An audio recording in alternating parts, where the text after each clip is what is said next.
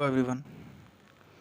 आज हम लोग इस वीडियो में जानेंगे, आप लोग चैनल देख रहे हैं इलेक्ट्रिकल ब्रांड, कृपया इस चैनल को सब्सक्राइब करें। इलेक्ट्रिकल फील्ड से अगर आप हैं तो हमारे चैनल पर विज़िट करें और प्रैक्टिकली बहुत सारी वीडियो देखें जिससे आपकी नॉलेज इंक्रीज़ हो। इस वीडियो में हम लोग जानेंगे वोल्टेज, करंट एंड रेजिस्टेंस क्या है, इसके बारे में हम लोग आज डिस्कस करेंगे। सबसे पहले जानते हैं वोल्टेज।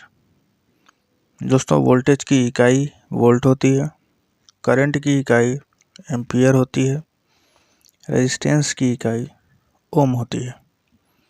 ये तो आप लोगों ने सुना होगा। अब जानते हैं ये क्या है। दोस्तों, ये हमारा एक कंडक्टर है, यानी एक वायर है या केबल है। अब इसमें कैसे फ्लो होता है, क्या होता है, इसके बारे में जानते हैं। दोस्तों, ये रेजिस्टेंस है। रेजिस्टेंस का काम क्या है? जो आपकी करंट फ्लो हो रही है। दोस्तों, किसी वायर का यूज़ हम इसलिए करते हैं कि हम एक जगह से दूसरे जगह तक करंट को सप्लाई दे सकें और जो हमारा उपकरण यहाँ पे लगा हुआ है उसे हम चला सकें। तो दोस्तों, ये मान लीजिए हमारा सोर्स है और ये बीच में हमारा कंडक्टर लगा है। तो वोल्ट का काम क्या है? जो हमारा करंट है, इस करंट को धक्का लगाना। यानी कि जो हमारा करंट है, करंट में दोस्तों जो इलेक्ट्रॉन्स हैं उनको फ्लो कराना। उनको फ्लो कराने के लिए हम लोग वोल्ट का यूज़ करते हैं। वोल्ट का काम क्या है? करंट को प्रेस करना। एक तरह से वोल्ट प्रेशर है। करंट क्या है? फ्लो कर रहा है, इसमें इलेक्ट्रॉन्स फ्लो कर रहे हैं। और रेजिस्टेंस का काम क्या है? इस करंट को फ्लो करने से रोकना। ये बीच में बाधा करेगा करंट को फ्लो करने के लिए। तो दोस्तों, वोल्ट का काम है करंट को धकेलना या प्रेशर देना। रेजिस्टेंस का काम है करंट को फ्लो ना होने देना। और वोल्टेज का काम है करंट को फ्लो कराना। इतना आपको समझ में आ गया। अब चलते हैं ओम्स लॉ की तरफ। तो दोस्तों, ओम्स लॉ क्या कहता है? ओम्स लॉ कहता है P बराबर वी आई या वी आई आर। सबसे पहले इस ट्रायंगुलर को समझते हैं। इसमें क्या है? ये V है, ये I है, ये R है। I का मतलब करंट, V का मतलब वोल्ट, R का मतलब रेजिस्टेंस। अभी क्या है, जैसे कि मान लीजिए किसी भी वस्तु का हमें दो चीज़ अगर पता है तो एक चीज़ हम लोग निकाल सकते हैं। अगर किसी की इंस्ट्रूमेंट की अगर वोल्टेज और एम्पियर आपको पता है तो आप उसका रेजिस्टेंस निकाल सकते हैं। अगर आपको एम्पियर निकालना है तो उसका वोल्टेज और रेजिस्टेंस अगर आपको मालूम है तो आप एम्पियर निकाल सकते हैं। अगर आपको एम्पियर और रेजिस्टेंस मालूम है तो आप वोल्ट निकाल सकते हैं। कैसे? आई, ये आई है। सपोज़ करिए हमको आई निकालना है। आई को लिख लिए हम लोग। अब आई को अगर इस ट्रायंगुलर से निकाल देते हैं तो क्या बचता है? वी और आर। वी ऊपर है, आर नीचे है, तो V by R. Same to same अगर ऐसे हमको वोल्टेज को निकालना है तो वोल्टेज ऊपर है, ये दोनों आमने सामने हैं। सीधे वोल्टेज को पहले यहाँ लिख देंगे। आमने सामने अगर है तो इंटू कर देंगे बीच में, I into R. Same to same अगर रेजिस्टेंस को निकालना है, रेजिस्टेंस को इस ट्रायंगुलर से बाहर निकाल लीजिए यहाँ पे, तो क्या बचा? वी और वी के नीचे आई दिख रहा है, तो वी बाई आर। इतना समझ में आ गया। अब हम लोग चलते हैं थ्री फेस की तरफ। सपोज़ करिए कि आपके पास कोई मोटर है और वो मोटर 8 एम्पियर ले रही है, करंट 8 एम्पियर ले रही है।